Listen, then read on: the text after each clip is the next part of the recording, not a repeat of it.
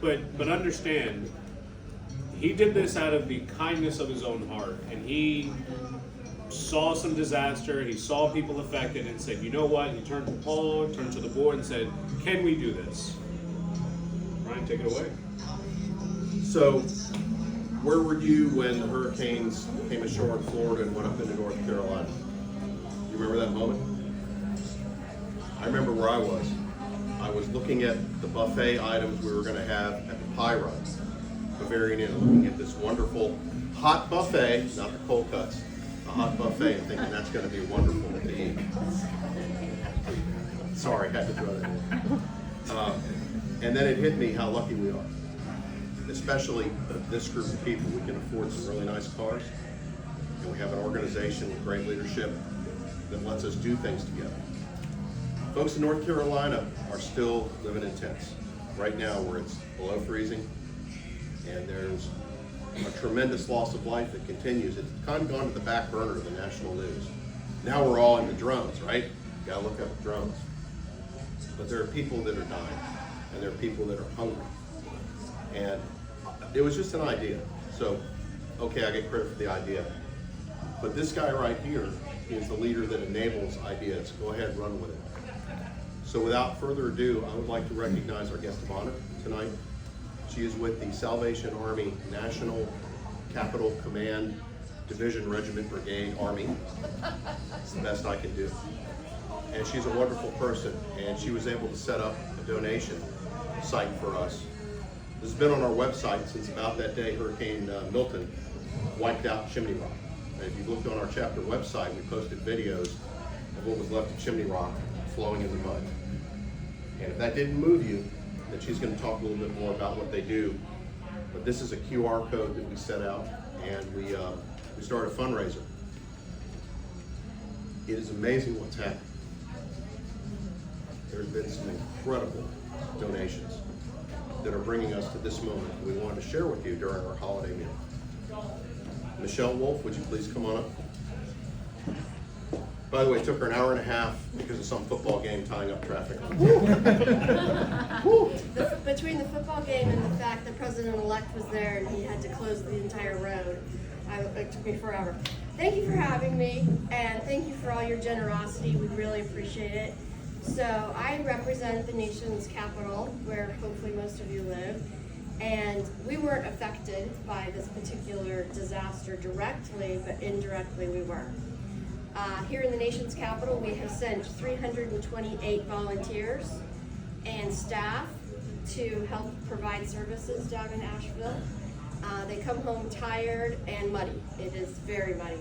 Have any of you ever had a disaster, whether it's a fire, a flood, anything like that, even your basement flooding, a leaky roof, anything? Check engine light. So we're all there. This is a very lucky group. I also work in our EDS department that falls under my purview, and I will tell you, flood is the worst disaster there is to recover from. A fire, everything's gone. It's sad, but it's gone.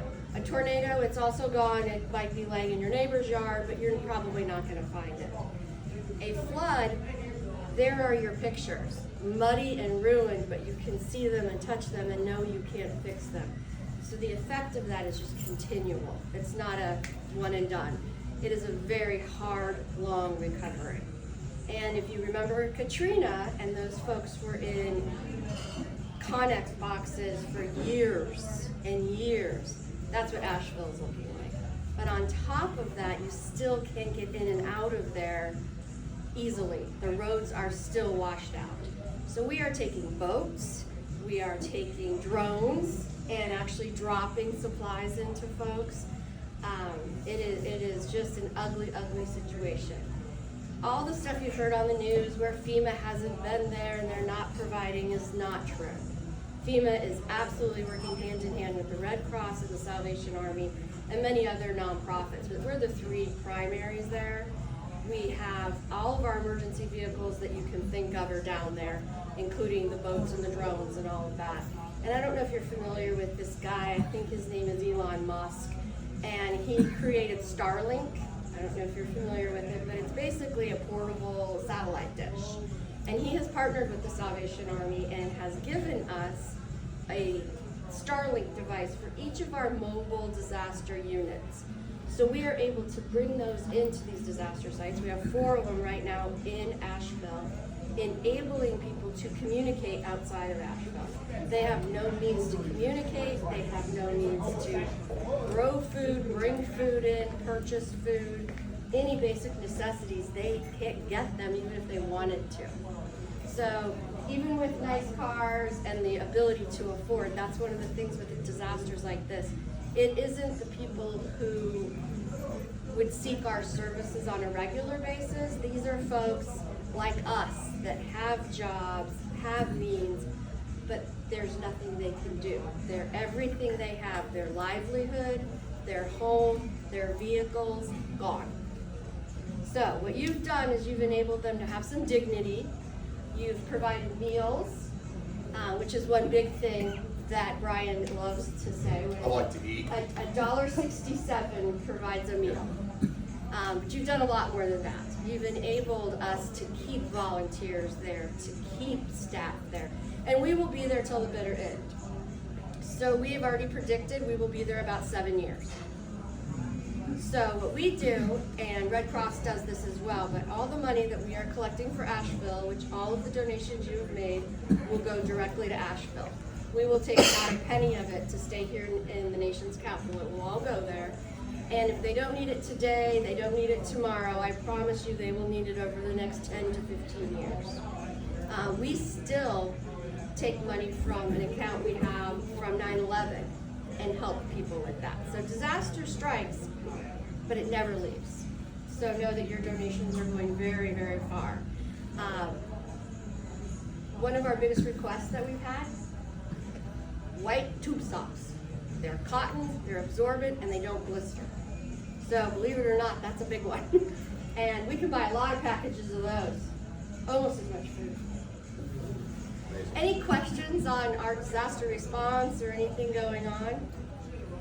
So if at all you've been moved by this, Brian says he's closing this like today, but I'm going to try to convince him. Oh no, my chain of command corrected me. This will be open until the end of the month. All right. So don't forget the tax man comes knocking. You know, we're tax deductible. Send us a gift. We'll write you a letter. Or if you have enjoyed participating in this and hearing about disaster, we are always looking for local disaster volunteers. Something we have coming up, you might have heard of it, but the inauguration is coming up on January 20th, and we are looking for many, many, many volunteers to help us during the inauguration. So if anyone's interested, it could be quite a dilly of an inauguration this year. So we need volunteers. So if you have any interest, visit our website. So I heard you have a check from me. we have a, as of today, donation. There were 2 amounts. There's what we've raised, and then I think President Cito is going to talk a little bit about the chapter's match. Paul? Okay. So thank you to Brian for kind of making this kind of come together full circle. You know, I don't remember exactly where I was when, was I with you that day? Were we at, is that the day of the tour? May have been. Okay, so that's where I was. But Asheville for me is an incredible town. It was an incredible town. This club, not necessarily maybe this chapter, but this club as a whole. Asheville is only about maybe 45 minutes outside of our headquarters in South Carolina in Greer.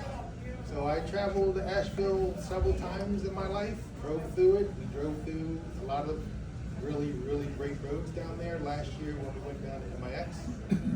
So a lot of people I know in the South Carolina area, you know, don't necessarily live in Asheville, but they definitely have, you know, played and spent many a times, drank many a beers in Asheville because it's one of the biggest brewery cities in the U.S.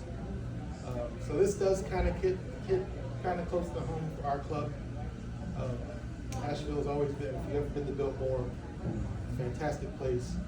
We've taken some really cool pictures in front of the Biltmore Museum mansion with all of our cars in the front.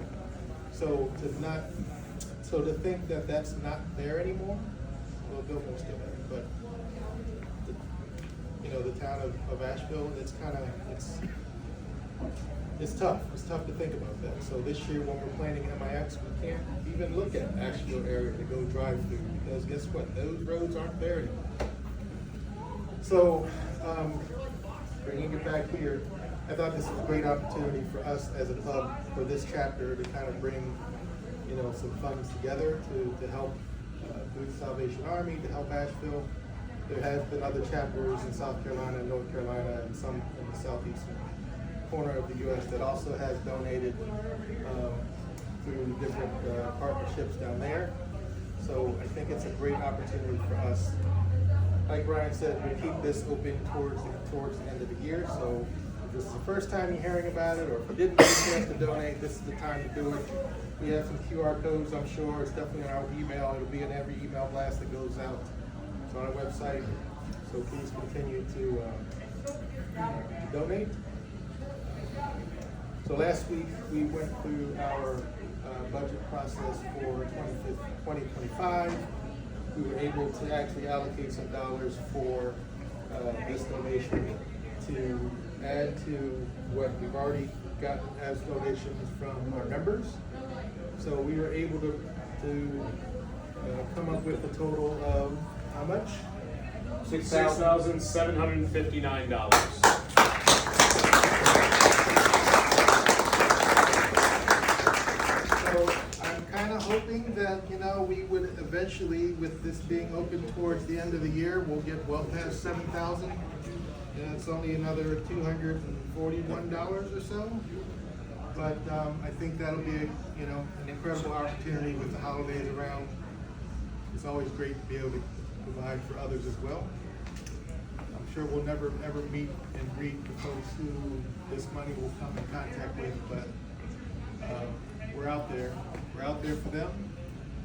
And it's people and organizations like the Red Cross and the Salvation Army who do all the dirty work and make these things happen. So I want to thank your organization for helping with that.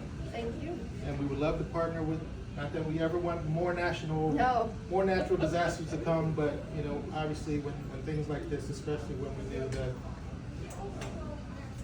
no additional administration fees and stuff like that, we can take it out. I think that's really special. Directly to them. All right. Thank you, everyone who contributed. Before we step out, who's got a smartphone, can somebody do the math and take that number and divide it by 1.67 and sound off at the top of your lungs with that number ready, go. Somebody who's got a smartphone. Calculate. Don't decorate, calculate. All right, there's got to be an Asian in here that can do that in their head. HR. What's the number? 4,047. We have fed that many people. Thank you. Thank you guys so much. In case you were wondering, that's not actually Paul's checking and routing. Oh yeah, baby. Eugene, you got the Louis Vuitton bag. Do you know how funny they look at me when I take this to the bank? Thank you very much. Thank you. Thank you. We did it. We're not done yet? Oh, right. I'm sorry. We can get up to 7,000. I just know we can. Yeah, okay. Put these on the And you don't have to take that check home, If you already Okay. donated, take You guys these and want- hand it to somebody.